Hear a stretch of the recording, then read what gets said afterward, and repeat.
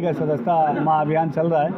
आज उसी के निमित्त हम जनपद आगरा आए हैं और भारतीय जनता पार्टी विश्व की सबसे बड़ी लोकतांत्रिक पार्टी है और समाज के अंतिम पायदान पर खड़े व्यक्ति को उत्थान की तरफ जोड़ना ये हमारी पार्टी का लक्ष्य है।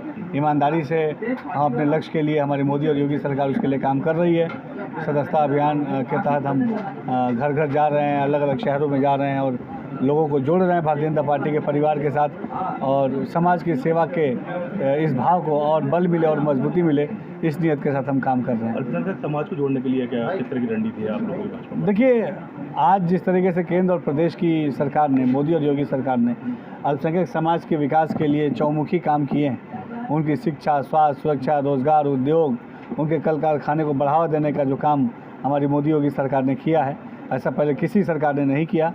स्किल डेवलपमेंट की बात हो, मदरसा आधुनिकीकरण की बात हो, अल्पसंख्यक बहुल क्षेत्रों में इंफ्रा डेवलपमेंट की बात हो, हमारे मुस्लिम बहनों को सशक्त करने की, शिक्षित करने की बात हो, हर कसौटी पे हमारी मोदी और योगी सरकार खरी उतरी है और आज मुसलमानों को ये पूरा भरोसा है कि उनके डेवलपमेंट के लिए हमारी डबल इंजन की सरकार ईमानदारी से काम कर रही है। वक्फ संपत्ति को लेकर केंद्र सरकार कानून लाना चाहती है और वहीं विपक्ष इसका विरोध कर रहा है। देखिए, वक्फ संशोधन अधिनियम ये पहली बार, सबसे बात तो ये समझने की ज़रूरत है कि ऐसा संशोधन पहली बार नहीं हो रहा। आज़ादी के बाद कई बार वक्फ के एक्ट में संशोधन हुए हैं, ये संशोधन हो सकते हैं। ज़रूरी जो चीज़ें वो होनी चाहिए।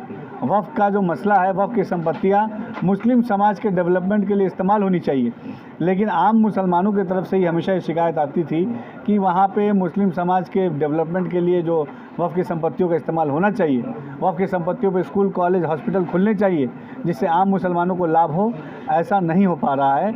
इन्हीं चीज़ों को सुनिश्चित करने की नीयत के साथ और वक्फ की संपत्तियों के विस्तार के लिए, उनके प्रॉपर हैंडलिंग के लिए, उनके जियो टैगिंग के लिए, उनके उसके रेवेन्यू को और बढ़ाने के लिए, इन तमाम चीज़ों के लिए वक्फ संशोधन अधिनियम 2024 बहुत ही ज़रूरी है। पूरे देश के साथ आगरा में भी बड़ी वक्फ संपत्तियाँ हैं जिस पर इस तरह के कब्जे हुए हैं। देखिए, वक्फ की संपत्तियों पर अवैध कब्जा नहीं होना चाहिए। वक्फ की संपत्ति मुस्लिम समाज के डेवलपमेंट के लिए इस्तेमाल होनी चाहिए, ये हमारी सरकार का मानना है और इस सोच को हम बल देने का काम कर रहे हैं। जुड़े उनके खिलाफ भी कार्रवाई होगी अगर जांच होती है तो इस तरह की संपत्ति? देखिए, कहीं भी वक्फ की संपत्ति, अगर कहीं भी कोई अवैध कब्जा वक्फ की संपत्तियों पर कहीं है तो हम उसको कब्जा मुक्त कराएंगे और उसको मुस्लिम समाज के डेवलपमेंट के लिए इस्तेमाल करेंगे।